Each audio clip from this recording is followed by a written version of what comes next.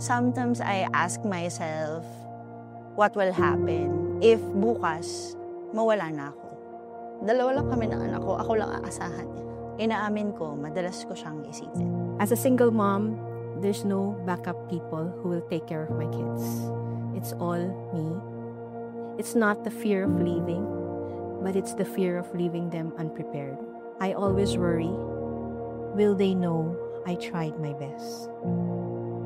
Natatakot ako para sa anak ko na in the future na baka hindi matugunan yung mga health concern niya.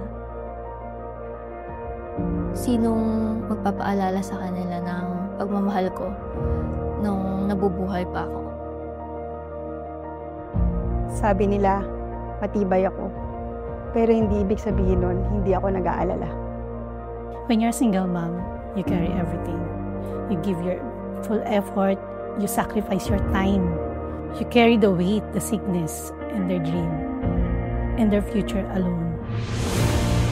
Pero na-overcome ko na yung fear. It's not just about leaving something behind.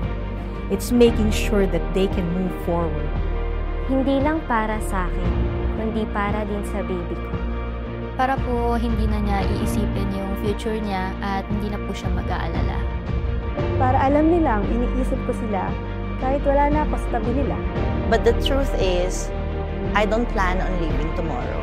But just in case, I made sure that they'll be okay. That is what peace feels like.